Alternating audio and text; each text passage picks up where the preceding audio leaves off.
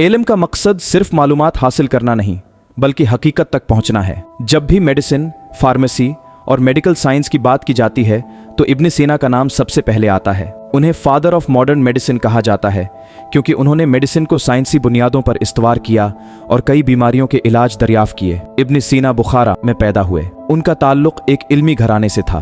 10 साल की उम्र में उन्होंने कुरान और अदब मुकम्मल कर लिया था और 16 साल की उम्र में वो मेडिकल साइंसेज में महारत हासिल कर चुके थे। उन्होंने अबू सहल मसीही और नातली जैसे अजीम असातिज़ा से फिलॉसफी, मैथमेटिक्स, एस्ट्रोनॉमी और मेडिसिन की तालीम हासिल की। कहा जाता है कि एक बार एक बादशाह अजीब और गरीब बीमारी का शिकार हो गया। तमाम हकीम और तबीब उसका इलाज करने में नाकाम हो गए। इब्न सीना को बुलाया गया। उन्होंने गौर से बादशाह की नब्ज़ देखी और उससे मुख्तलिफ सवालात पूछे। अचानक उन्होंने बादशाह के चेहरे पर एक खास रद्द-ए-अमल देखा जब उन्होंने एक मखसूस इलाके और एक खास खातून का जिक्र किया। इब्न सीना फौरन समझ गए कि बादशाह को कोई जिस्मानी बीमारी नहीं बल्कि इश्क की बीमारी लाहिक है। उन्होंने एक खास तरीके से बादशाह का इलाज किया और कुछ दिनों में वो बिल्कुल ठीक हो गया। ये वाकया साइकोलॉजिकल डायग्नोसिस की एक इब्तिदाई शक्ल था जिसे आज जदीद मेडिकल साइंस में भी माना जाता है। इब्न सीना ने 100 से ज़्यादा किताबें लिखी जिनमें फ़िलॉसफी, लॉजिक, मैथमेटिक्स, एस्ट्रोनॉमी